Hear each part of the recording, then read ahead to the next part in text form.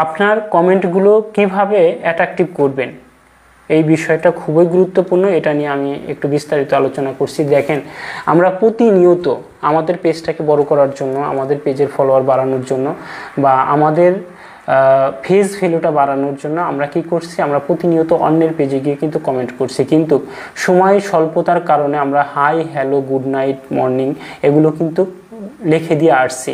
তো এই কমেন্টগুলো কিন্তু অ্যাট্রাকটিভ হয় না। এই কমেন্টগুলো কিন্তু অ্যাট্রাকটিভ হয় না।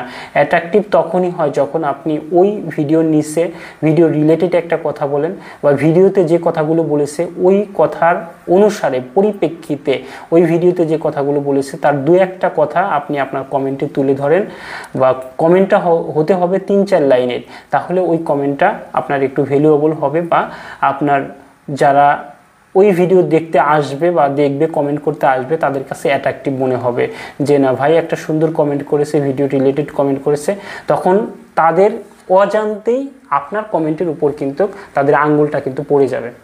আপনি খুব ভালো করে জানেন যে আপনার নামের পাশে কিন্তু ফলো লেখাটা ওঠা থাকে, তখন চাইলে তারা আপনার ওই মানে ফলোর উপর ক্লিক করে আপনাকে ফলো করে দিবে।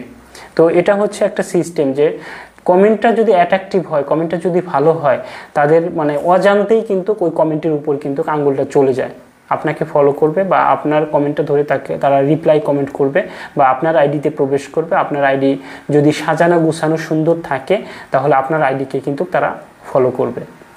তো এটাই হচ্ছে একটা অ্যাট্রাকটিভ কমেন্টের সিস্টেম, যে আপনি 3 থেকে 4 লাইনের একটা কমেন্ট করবেন, একটু সময় লাগুক কোনো সমস্যা নেই। আপনি 20-30টা কমেন্ট করার দরকার নাই, যেহেতু আপনার হাতে সময় কম। আপনি অনলি ফর 5টা কমেন্ট করবেন, কেন 5টা কমেন্টটা যেন একটু অ্যাট্রাকটিভ হয়, ভালো হয়। দেখবেন ওই 5টা কমেন্ট থেকে আপনার 50 জন ফলোয়ার কিন্তু আসছে।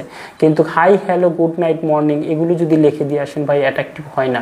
সত্যি বলছি ভাই, অ্যাট্রাকটিভ হয় না। এই জন্য একটু সময় নিয়ে কমেন্ট করবেন। 50টা কমেন্ট করার থেকে 10টা কমেন্ট করবেন, এটাই আপনার জন্য বেটার হবে।